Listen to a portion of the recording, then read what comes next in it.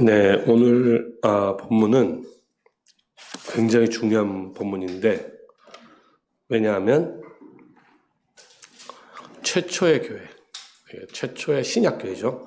최초의 신약교회가 어떻게 설립되었는지를 설명하고 있습니다.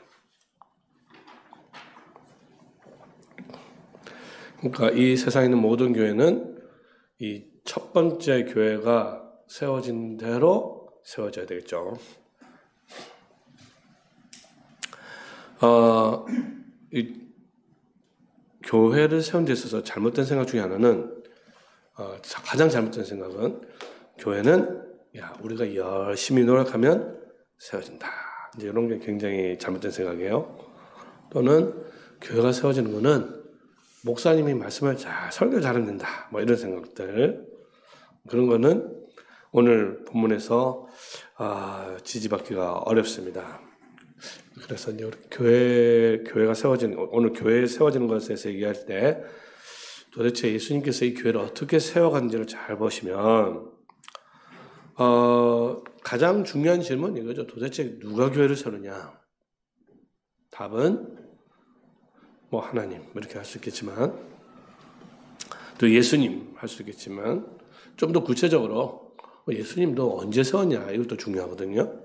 예수님께서 언제 세웠냐 했을 때, 예수님이 언제 세우셨습니까? 예수님이 승천하시고 나서 세웠죠. 나중에 보겠지만, 교회를 세우는 분들이 의외로 이렇게 무관심한 부분이 그리스도의 승천입니다. 저는 개인적으로 이렇게 생각해요. 요즘에 그리스도의 승천을 모르고 교회를 세울 수 있나? 승천에 대한 생각 없이 교회를 세우면 그 교회는 거의 자기 소견에 옳은 대로 세웁니다. 왜냐하면 교회는 당연히 그리스도께서 세우시는 건데, 그리스도께서 하늘에서 세우시는 건데, 이와 같은 생각이 없으면 땅에서 우리가 열심히 노력을 해서 나가거든요. 자, 그래서 우리가 구체적으로 주님께서 교회를 세우는 방식을 좀 보면요, 예수님께서는 이 땅에서 교회를 세우기 위해서는요, 사실 실제 교회를 세운 적도 없죠. 어떻게 보면 땅에서는 교회를 세우기 위한 준비 작업만 했다 볼 수 있는데, 하나는 여러분 기억나시지만 내가 이 교회를 세우리라 라는 약속을 하셨죠. 베드로에게 가이사랴 빌립보 지역에서 너희는 나를 누구나 했을 때, 주는 그리스도시여 살아계신 하나님의 아들을 했을 때 발견하시면 내가 복이 있다 하면서 내가 이 반석 위에 교회를 세우리라 약속하셨습니다. 예수님께서는 이 세상에 있을 때에는 교회를 세우는 것에 대한 약속을 하셨어요. 그리고 이 교회를 세우기 위해서 필요한 게 뭐냐 하면은 천국의 하늘 왕국의 열쇠죠. 천국의 열쇠를 모르고 교회를 세운다? 이것도 마찬가지입니다. 천국의 열쇠도 굉장히 중요한 건데, 이 도대체 천국의 열쇠가 뭔지, 누구에게 줬는지, 어떻게 줬는지, 그건 뭐 하는 건지, 이것도 사실 공부할 굉장히 많은데, 어쨌든 예수님께서는 천국의 열쇠는 음부의 권세, 음부의 문들입니다, 사실. 천국의 열쇠는 천국의 힘의 권세를 말하는 것이고, 그 권세로 음부의 권세를 무너뜨리는 거죠. 그러니까 우리 주님께서는 교회를 만들고 하나님 나라를 세우고, 그걸 가지고 천국의 열쇠를 맡겨서 그 힘을 가지고 사탄의 나라에 쳐들어가서 음부의 성을 갖다 무너뜨리는 그런 계획을 하나님께서 갖고 계신 이 주님께서 생각을 가지고 계셨단 말이에요. 그리고 그걸 갖다 실제로 언제를 했냐 했을 때, 첫 번째는 가이사랴 빌립보에서 약속을 하셨고, 그 다음에는 부활하시고 나서, 하나는 부활 전이죠. 부활 전은 약속하셨고, 부활 후에는 제자들을 다 모아놓고 말했습니까? 너희는 가서 모든 족속을 제자였습니까? 아버지와 아들과 성령의 이름을 세례주고 내가 너에게 분명 모든 것을 지키게 하라. 거기서 교회를, 사실은 교회만 없지만 사실 하나님 나라죠. 내 교회를 세우라라는 명령을 주시는 겁니다. 그러니까 구약시대 이제 고레스 왕이 너희는 가서 성전을 세우라 한 그 구성과 똑같은 겁니다. 너희는 백성된 자한테 다 올라가서 성전을 세워라. 너희는 가서 모든 족속으로 가서 내 교회를 세워라. 이렇게 되는 거예요. 자, 그럼 이제 교회를 세우는 이제 그때 중요한 두 가지 수단이죠. 하나는 아버지와 아들과 성령의 이름으로 세례를 주는 겁니다. 세례. 삼위 하나님의 이름으로 주어진 세례가 아주 중요한 이 교회를 세우는 수단이에요. 저는 그래서 요즘에 이제 제자 훈련이라는 말을 별로 좋아하지 않는데 원래는 이게 교리 교육 또 세례 교육이라는 말이 있는데 이건 제자 훈련하면서 제자 훈련에서 가장 무시당하는 건 세례 교육이에요. 희한하죠. 근데 예수님의 명령을 정확하게 얘기하면 제일 중요한 것은 세례 교육입니다. 세례를 주어서 제자를 삼으라 했어요. 그죠? 그 다음에 내가 너희에게 분반 얻은 것. 여기서 너희가 중요합니다. 너희를 갖다 성경을 또 이제 또 너희를 보면 우리다 이렇게 생각하면 안 되죠. 거기 있는 너희는 11 사도들이 되겠습니다. 11 사도들. 유다가 빠지잖아요. 그러니까 예수님께서 사도들에게 가르친 모든 가르침, 이걸 이제 공적인 해석 이런 말씀입니다. 사도들에게 공적으로 가르친 자기 손에 오르내서 성경 해석이 아니라 예수님께서 모든 12세명 전체에게 다 가르친 그 가르침으로 가르쳐서 교회를 세워라 그렇게 말했단 말이에요. 자, 이게 이제 하고 나서는 그냥 예수님께서 그냥 어떻게 됐냐? 어떻게 했어요? 그냥 하늘로 올라간 것을 알 수 있습니다. 그래서 우리가 사도행전 1장을 교회가 세워지기 직전의 상황을 보면 사도행전 1장을 우리가 잘 알아야 되는데 사도행전 1장에 보면은 두 가지 중요한 사건이 있어요. 두 가지 중요한 사건. 하나는 예수 그리스도의 승천이고 다른 하나는 사도의 직분을 벗어나는 거죠. 사도의 직분. 이 두 가지가 아주 밀접하게 연관이 되어 있고 그러니까 승천하시고 직분이 세워지고 그 다음에 성령께서 임하시고 그 다음에 복음이 전파되고 세례가 전파되고 교회가 세워지는 거예요. 이 순서를 정확하게 이해해야 됩니다. 이걸 제대로 알지 못하면 교회가 생각해 보세요. 교회가 어떻게 세워졌는지를 모르면 첫 번째 교회, 우리 모두 따라가야 될 초대교회죠. 첫 번째 교회를 모르고 어떻게 교회를 세우겠느냐라는 것이죠.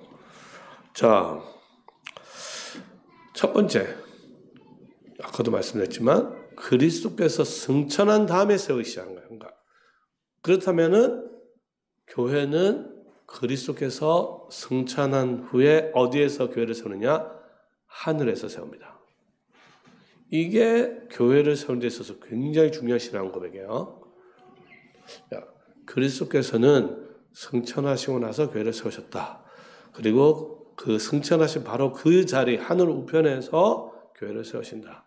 바른 교회를 보면요, 사실은 굉장히 보잘것없게 보이잖아요. 그럼에도 불구하고 우리의 믿음은 우리 열심으로 땅에서 열심을 하는 게 아니고 승천하신 주님께서 지금도 우리 교회를 세우신다. 이 믿음이 있어야 교회를 세우는 거예요.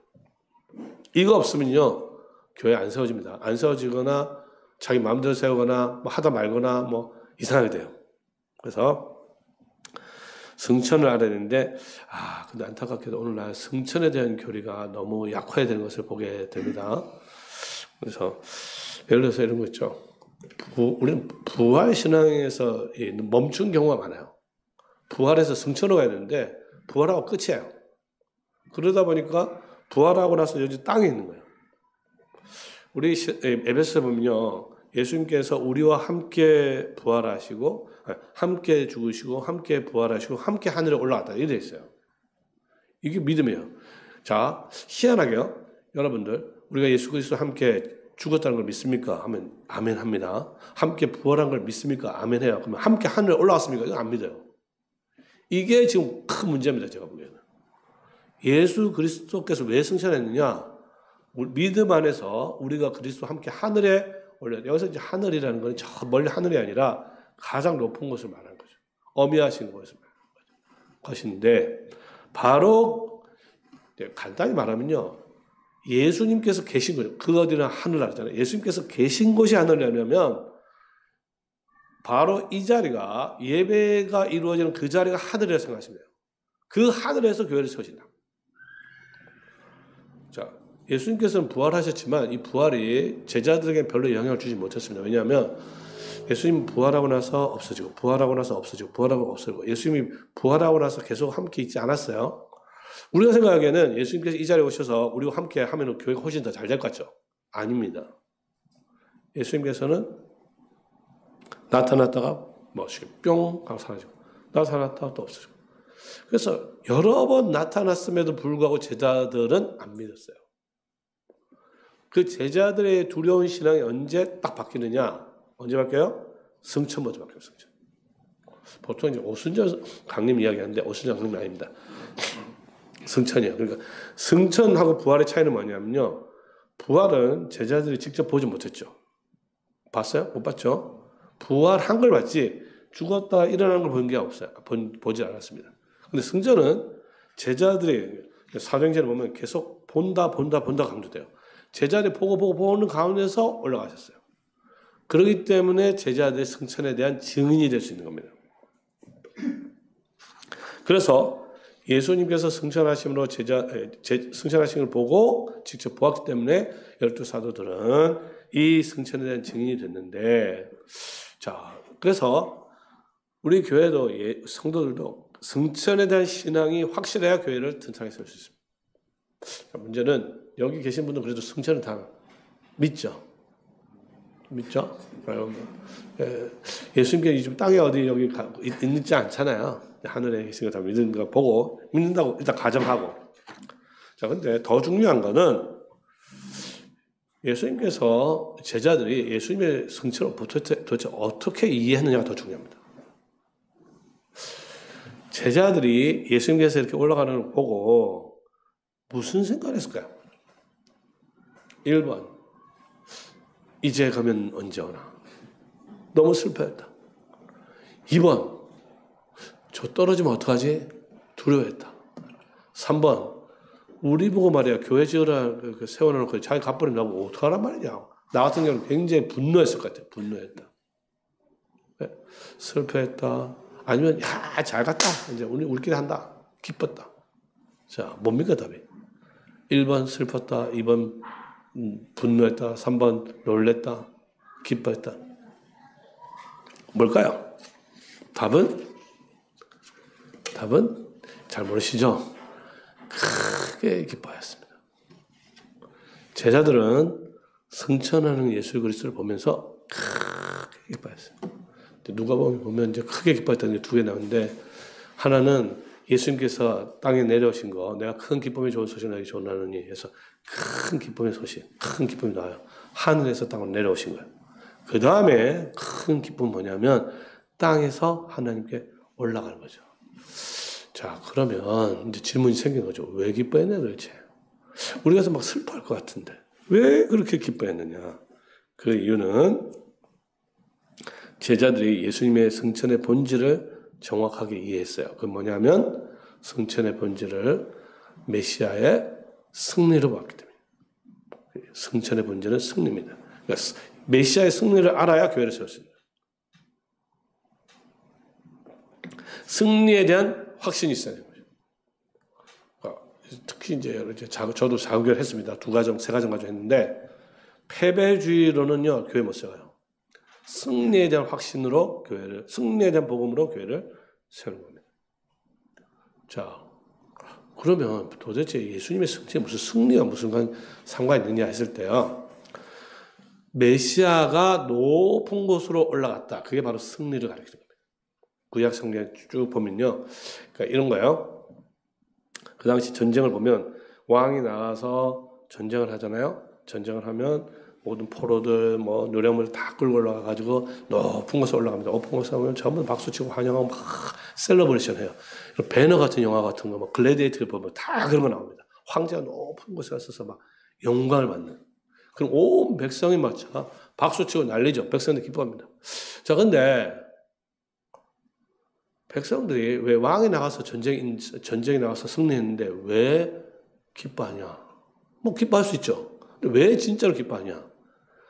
백성들이 전쟁을 정말로 기쁨을 누리는 건 언제냐면요. 왕이 나가서 승리한 다음에 그 노략물들을 다 가지고 와서 백성들에게 나눠줄 때입니다. 백성들에게 나눠줄 때. 그러니까 메시아가 승리해서 그 선물을 자기를 위해서 사용하지 않고 백성들에게 나눠주는 겁니다. 이게 메시아의 승리가 되는 거죠. 그렇기 때문에 예수 그리스도께서 승천하셨다는 것은 죄와 사망과 모든 악의 권세를 무너뜨리고 높은 곳으로 오르셔서 승리하셨다. 승리하셨기 때문에 구체적인 적용이 뭐냐면 원수들에 대한 심판이에요. 원수들의 심판.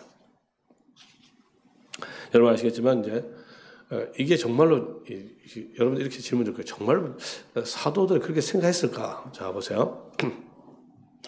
예수님의 승천을 보고 나서 제자들 모였죠. 모여가지고 열심히 기도했습니다. 기도했을 때 베드로가 나와서 이 설교를 했죠. 어떻게 보면 설교라고 설명했습니다. 우리가 직분자 선거해야 된다. 사도를 보선해야 된다. 이유가 뭐냐면 시편 109편을 인용합니다. 시편 109편. 시편 109편은요. 시편 중에서 가장 또 대표적인 저주 시편입니다. 저주 시편은 뭐냐면 시편에 기도하는 사람이 여호와 하나님께 기도를 하는데 정의를 이루어달라고 기도하는 거예요. 그 정의가 원수들에게 아주 구체적으로 이루어지도록 기도합니다. 거기 보면 진짜 겁나는 기도 많아요. 예를 들어서 저들의 아내는 과부가 되게 하시고 저들의 자녀는 고아가 되게 하시고 저들의 자녀는 빌어먹게 하시고 저들의 땅은 황무지가 되게 하시고 저 다 뺏기게 하시고. 근데 거기 두 가지가 있습니다. 하나는 뭐냐면 저들의 집이 황무지가 되게 하시고 그 다음에 저들의 직분을 가진 것을 타인이 취하게 하소서. 그 두 가지. 그 두 가지가 누구한테 적용됩니까? 가룟 유다에 적용됩니다. 자, 가룟 유다가 예수 그리스도를 팔았어요. 그렇죠? 팔고 은 30 얻었어요. 그래가지고 성전에 안 받으니까 돌려주려고 하니까 안 받으니까 성전에 집어넣고 목매어 죽었잖아요. 그래서 그 밭의 이름이 뭐예요? 아켈다마 피밭이잖아요. 그렇죠? 그래서 그게 이루어진 이유가 뭐냐? 시편 109편이 이루어진 거죠. 자, 메시아가 승리하고 그 다음에 그 가룟 유다가 또 사도의 직분을 뺏어갔잖아요. 그렇기 때문에 이 시편 109편에 이 메시아의 승리가 적용이 된다 하고 나서 결정된 게 뭐냐면 사도를 선출하는 거죠. 그 이유를 아시겠죠? 그러니까 승천을 메시아의 승리를 보고 그리고 그 승리를 예수 그리스도께 적용시키고 예수 그리스도께서 승천이 확실하니까 메시아가 승리한 게 분명하니 이제 가룟 유다가 뺏어갔던 그 사도직이 회복된다. 그리고 이 직분이 회복된 더 위에서 사도적 증거 위에서 뭐가 돼야 돼요? 교회가 세워진다. 이게 사도들의 결정이었습니다. 그래서 왜 승천한 다음에 선거를 왜 하냐 도대체. 그렇죠? 이해가 안 가잖아요. 그건 뭐냐면 메시아가 하늘에서 높은 곳에서 올라가셔서 선물을 받아서 백성들에게 나눠주신 게 뭐냐면 바로 직분이에요. 그러니까 메시아의 승리, 전투에서 승리한 그 승리가 구체적으로 성도들에게 주어진 것이 선물이 바로 뭐라고요? 직분이에요. 직분이 선물을 주셨다. 이게 가장 분명히 나타난 성경 구절이 에베소 4장이죠. 높은 곳에서 오르시고 낮은 곳으로 백성들의 선물을 주셨으니 곧 목사와 사도와 선지자와 복음 전하는 자와 목사와 교사라. 그러니까 아까 말씀드렸죠. 여러분 승천을 믿습니까? 그러니까 뭐 아멘 했어요. 봤어요? 본 사람. 자, 안 봤는데 그럼 안 보면 맹목 아니냐 했을 때 그럼 증거가 뭐예요? 예수님께서 승천했던 증거가 가장 분명한 증거가 뭡니까 그러면? 승천의 가장 구체적인 증거는 뭐라 했어요? 선물이죠. 선물이 뭐라 했습니까? 직분이죠. 직분 중에서 오늘날 있는 직분은 목사와 교사잖아요. 목사도 있고 교사도 있잖아요 지금. 여러분 이거 진짜 믿음입니다. 그냥 승천은 그냥 책으로만 이해하면 이게 뭐죠? 승천은 이렇게 머리로만 믿는 거고요. 목사와 교사가 지금 이 자리에 있는데 이거는 그리스도께서 정말 하늘에서 우리에게 주신 교회를 위한 선물이다. 승천에 대한 그러니까 목사와 교사를 보면서 더 정확하게 말하면 목사와 교사의 직무, 말씀 증언과 봉사를 통해서 그것을 통해서 성천의 믿음을 확인해야 된다. 이게 사도행전 1장의 가르침입니다. 그래서 사도적 직무가 회복됐습니다. 그리고 이 사도는 그리스도께서 직접 뽑는 것이기 때문에 제비를 뽑았죠. 오늘 아침에 제가 설교했지만 그거는 사도적 직분이 아니기 때문에 선출했습니다. 그러나 사도는 예수님께서 승천하신 주님께서 직접 뽑는 거기 때문에 제비를 뽑았어요. 그래서 이걸 가지고 야 오늘날도 제비 뽑자 그건 아닙니다. 그거는 사도와 오늘날 사도와 목사 비슷하지만 똑같은 건 아니에요. 사도와 목사 완전 다른 겁니다. 어떻게 보면. 자, 그래서 마띠아가 선출이 되고 온전한 12 새로운 지파가 생긴 거죠. 구약의 12지파를 대신할 12사도가 생겼고 이 12사도가 교회에 대한 뿌리가 되는 겁니다. 자, 그래서 이제 이 사도들이 해야 될 걸 뭐냐면 그리스도의 부활과 승천에 대한 증언이죠, 증언. 근데 이 증언은 쉬운 게 아닙니다.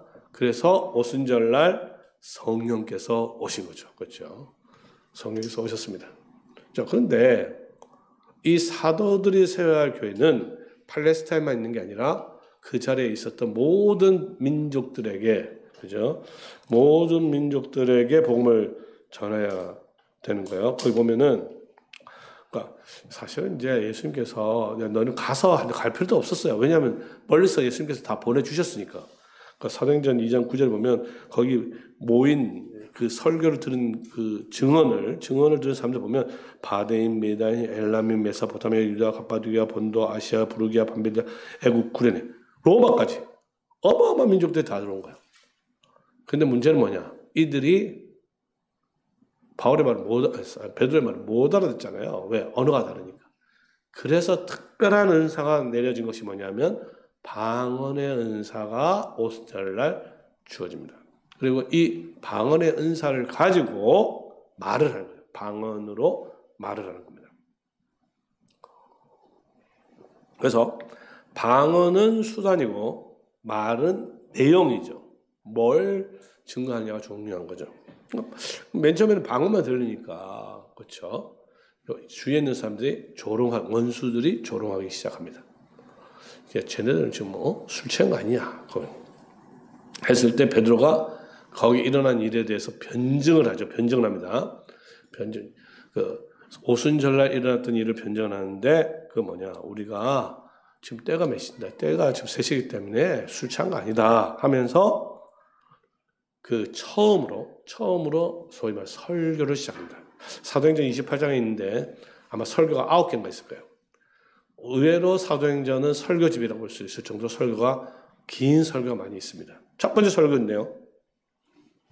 첫 번째 설교의 핵심은 뭐냐면 하나님의 위대하심입니다. 메갈리아 데이라고 하는데요.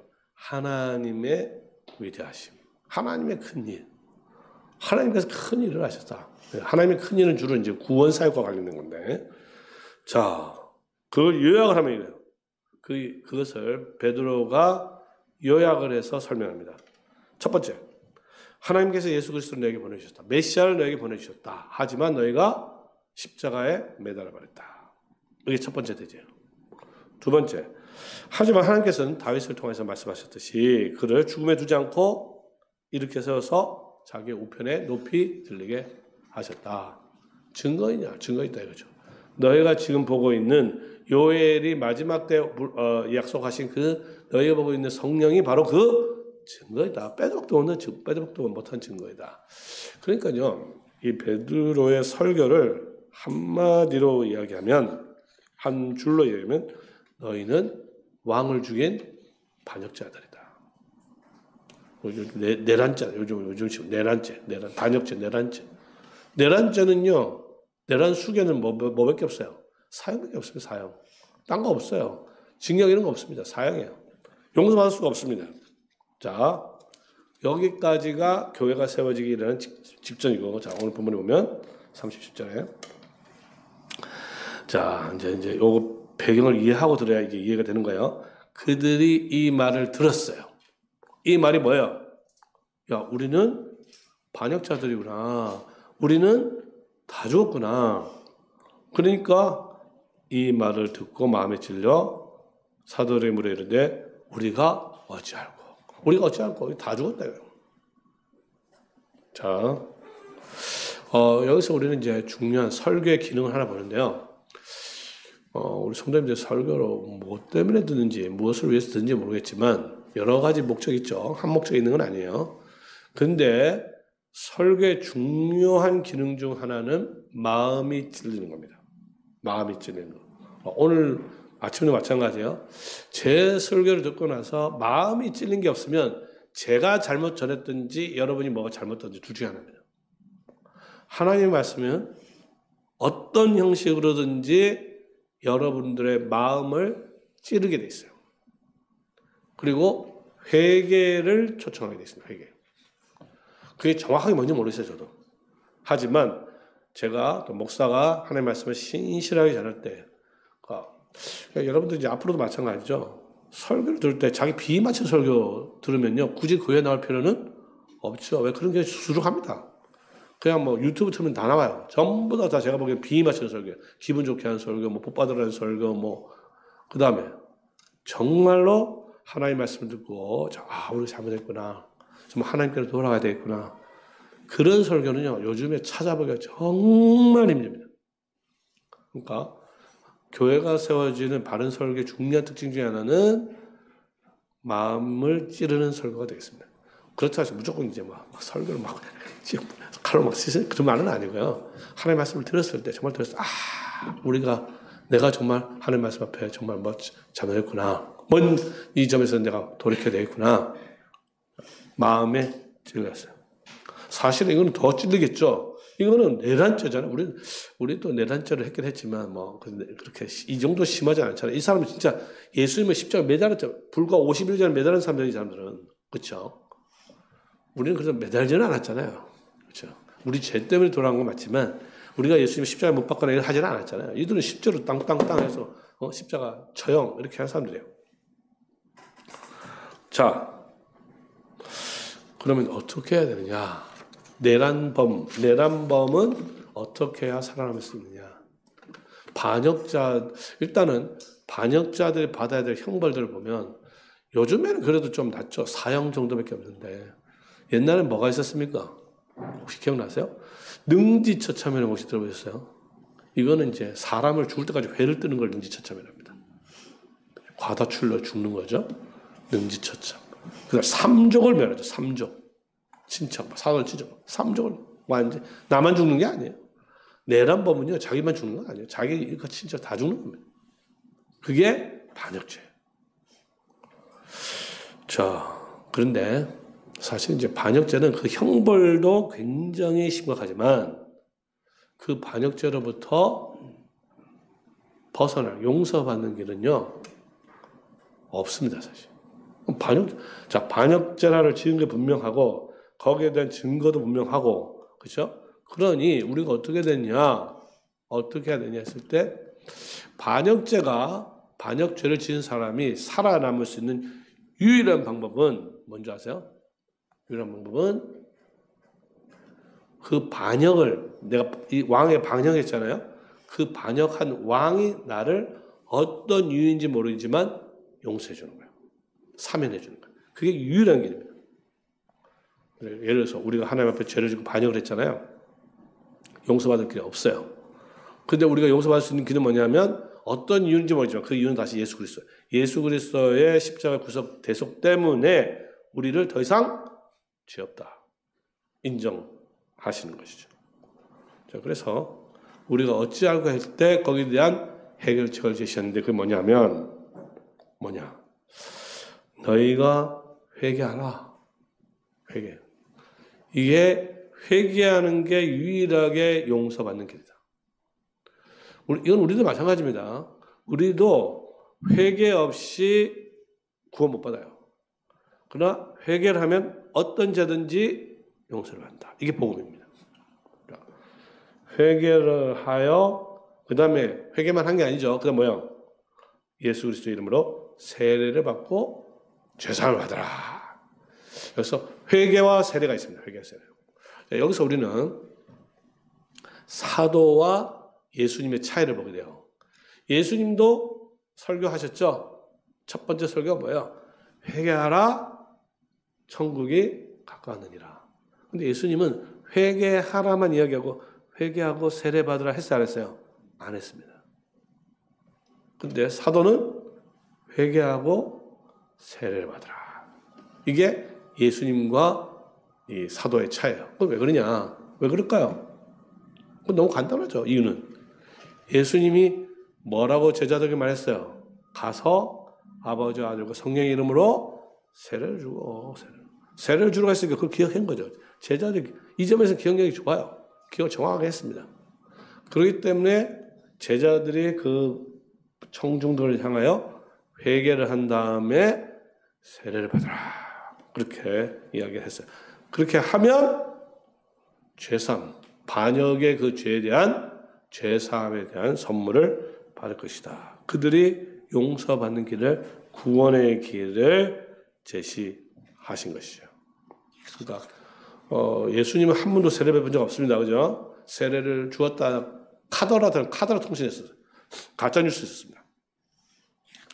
하지만 예수님께서 실제로 주신 건 아니죠. 요한복음 6장에 보면. 자, 그래서 세례는 사도들이 주었는데, 그러면 사도들은 왜 세례를 주냐? 세례를 주는 이유가 뭐겠어요? 그거는 세례를 통해서 교회를 세우는 거죠. 예수님의 사역은 교회를 세우는 게 아니었습니다.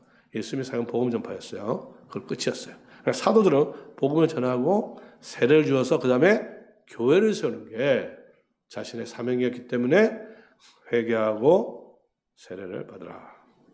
세례를 베풀었습니다. 그렇게 이야기하니까 성령을 받으니, 자, 이 약속은 너희와 너희 자녀들과 모든 먼저 사람, 너희와 너희 자녀들, 굉장히 중요한 성경 구절입니다.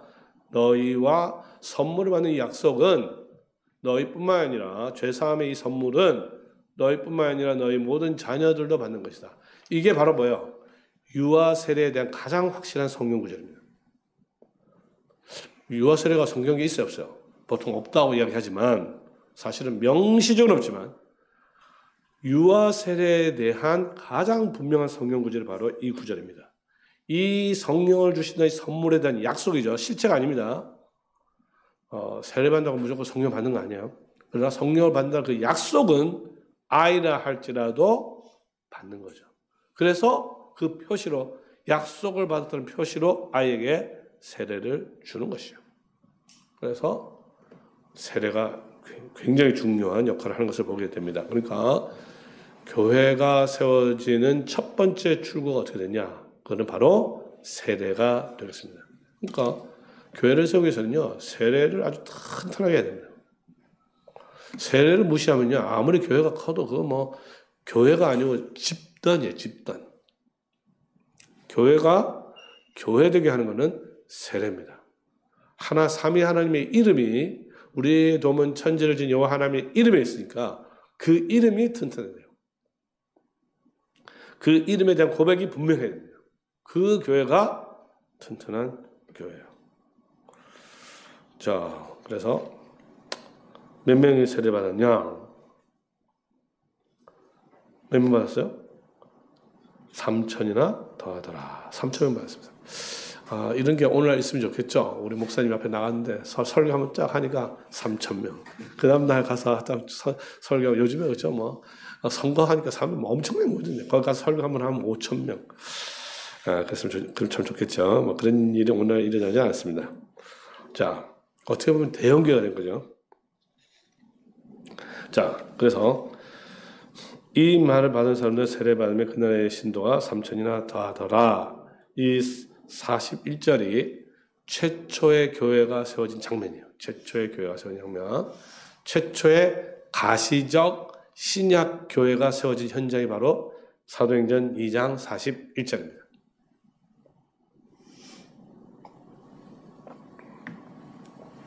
자, 그러면 그 다음에 세례 받아서 교회가 시작이 됐어요. 모여서 뭐 하냐? 질문 되겠죠? 질문. 그게 바로 42절 이하의 답입니다. 42절. 자, 첫 번째 뭐요? 세 가지입니다. 자, 그들 세례받은 사람들이 사도의 가르침을 받아. 중요하죠. 자, 아까 기억나십니까? 예수님께서 명령하셨을 때, 교회를 세우라 명령하셨을 때 두 가지 이야기했죠. 하나는 뭐예요? 세례 이야기했죠. 두 번째는 뭐예요? 사도적 가르침을 이야기했습니다. 그러니까 그들이 사도들의 가르침을 받습니다. 여기도 이제 세례받은 분이 계시잖아요. 세례받아본 분들은 나는 지금부터 뭘 해야 되느냐. 딱 첫 번째 뭐예요? 나는 앞으로 사도의 가르침을 받아야 된다. 사도의. 근데 이제 그 사도의 가르침이라는 건요, 그냥 반대말은 사적인 가르침, 사적인 가르침. 교회 와서 설교 듣는데 또 성경만 듣는데 자기가 듣고 싶은 거 듣는 게 아닙니다. 나는 앞으로 사도의 가르침을 받아야 되겠다. 그래서 목사님한테, 목사님, 저는 세례받았기 때문에 사도의 가르침을 가르쳐 주세요. 이게 맞는 말이에요. 우리 교회 부흥하기 이런 설교, 뭐 그런 설교가 아니라 사도적 가르침을 가르쳐라. 주구장창 요구해야 됩니다. 그리고 여러분들도 사도들의 가르침을 받는데 전념해야 하는 거죠. 왜냐하면 성경에 나와 있잖아요, 성경에. 근데 이 사도적 가르침은 단지 성경만을 가르치는 게 아닙니다. 이 성경에 대한 올바른 해석이 중요한데 이 올바른 해석은 교회 역사를 통해서 계속 전수해 나왔어요. 그게 이제 우리 장로교는 웨스트민스터 신앙고백서와 대소이름이 되는 겁니다. 그래서 우리가 하나님의 말씀에 설교도 들어야 되지만 공부해야 되지만 뭐요? 사도적 가르침, 신앙고백서와 요리문답을 통해서 사도적 가르침도 부지런히 배우고 또 배우고 또 배우고 또 배우고 언제까지 배워야 될까요? 언제까지? 죽을 때까지 배우는 거예요. 주님 오시는 날까지 우리 자녀들도 가르쳐야 돼요. 사도적 가르침을 배워야 된다. 그 사도적 가르침 구체적으로 뭐냐? 그거는 우리 장로교회 경우에는 웨스트민스터 신앙고백서와 대소이름답이 되겠습니다. 오늘 안타깝게도 이 교회에서 이런 게 별로 안 좋은 거예요. 뭐 설교 잘하는 사람들 뭐 이렇게 쫓아다니는 교인들 좀 있잖아요. 이게 반드시 나쁜 건 아닌데 자기 취향에 따라가는 경우가 있어요. 교회는요 공적인 그러니까 이 교회나 그러니까 이 바른교회나 저희 교회나 다 똑같은 가르침을 하는 게 맞는 거지.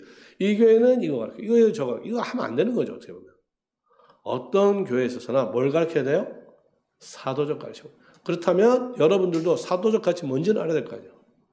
사도적 딱 들어봤을 때 그래서 저는 이제 특별히 일반 성도님들에게 유튜브 보지 말라고 이야기했는데 유튜브 특별히 설교 듣지 말라고 하는데 사도적 가르침이 아니에요. 그 처세술이지. 처세술은 좋다고 하는 거예요. 뭐 우리 가정 이야기 온갖 잡다한 이야기 많이 하는데 뭐 나쁘다는 게 아닙니다. 나쁘다는 게 아니에요. 다만 그게 사도적 가르침이 아니라는 거예요. 그래서 여러분들이 사도적 가르침인지 사도적 가르침이 아닌지를 항상 분별할 수 있는 힘이 있어야 된다. 왜? 교회는 뭐 하는 곳이다? 사도적 가르침을 가르치는 곳이다. 자, 두 번째는 성찬이죠. 아까 교제 이야기했습니다. 오늘 교제를 좀 더 이야기하면 교제하고 떡을 때 같이 붙어 있습니다. 교제하고 떡. 교제가 이제 코이노니아란 말입니다. 이거는 우리 사도신경에 보면 그렇죠? 성도의 교제를 믿습니다. 됐어요. 자, 그러면 성도의 교제를 믿는데 이게 도대체 뭐냐 알아야 될 거 아니에요. 성도의 교제가 그냥 모여가지고 뭐 어르신 남자들 공차고 뭐 등산하고 자매들은 커피숍에 와서 뭐 커피숍에 모여서 이야기하고 이런 거냐? 그거 아니죠. 진정한 성도의 교제는 뭡니까?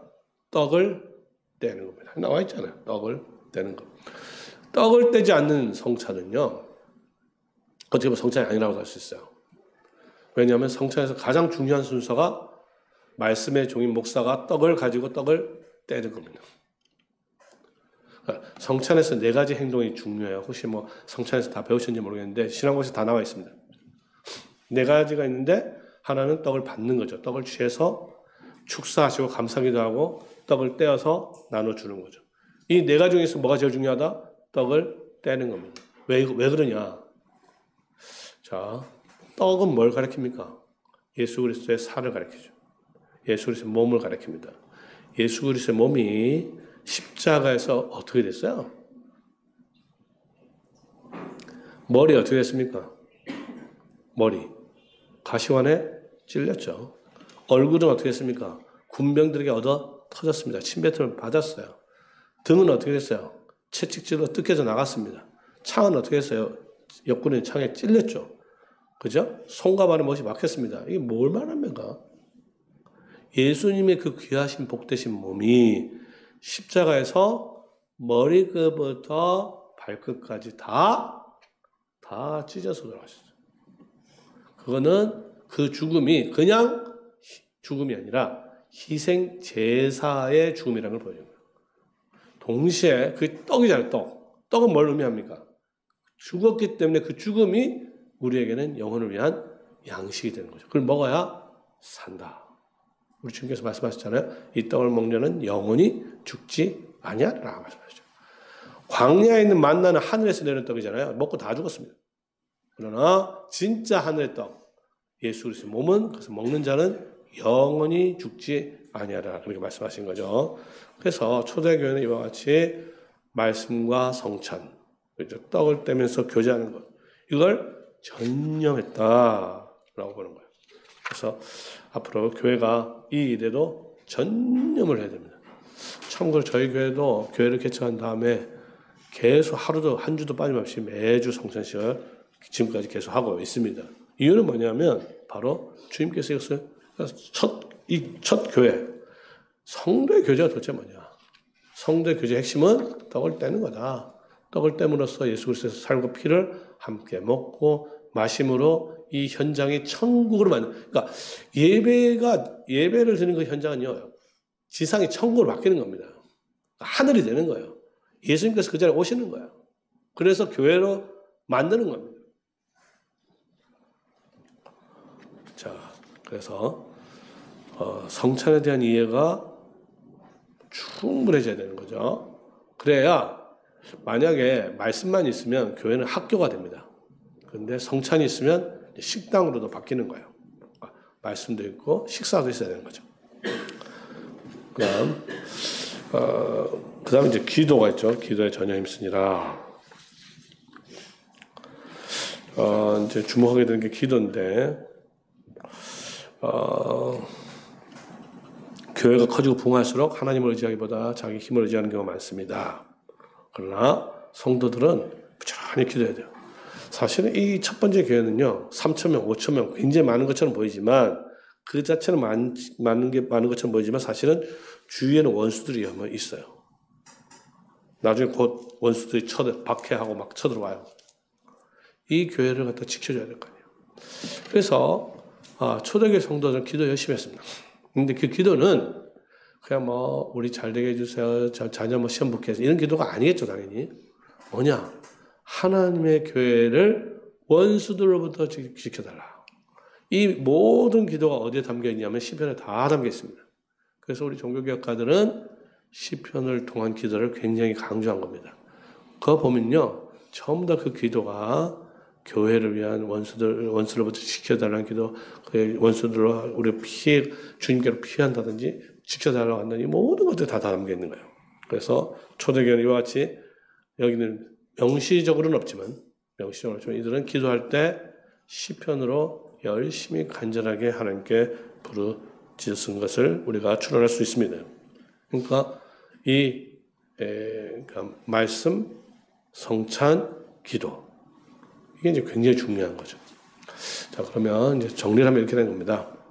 모든 걸 이제 한번 간단히 정리하면 주님께서는 이 땅에 있을 때 교회를 세우겠다는 약속하셨고, 교회를 세우라는 명령 주셨고, 승천한 다음에는 그들에게 사도적 직분을 주셨고, 사도적 직분을 통해서 베드로가 말씀을 증거했고, 특별히 방언을 통해서 말씀을 증거했고, 거기에 대해서 첫 번째 설교를 했고, 설교를 했을 때, 복음을 전파했을 때 백성들의 마음이 찔려서 회개하였고, 회개한 다음에 세례를 받았고, 세례를 받은 사람이 세례입니다. 첫 번째 세워졌고, 세례를 받은 다음에 그들이 사도적 가르침, 그 다음에 성찬, 기도.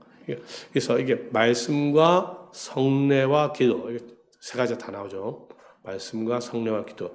이거를 뭐라고 한마디로 부르냐면 은혜의 수단이란 말을 씁니다. 뭐라고요? 은혜의 수단. 그러니까 교회는 뭘로 세워지느냐? 은혜의 수단으로 세워지는 거예요. 그럼 직분자는 뭐냐? 직분자는 바로 이 은혜의 수단의 특별히 목사죠.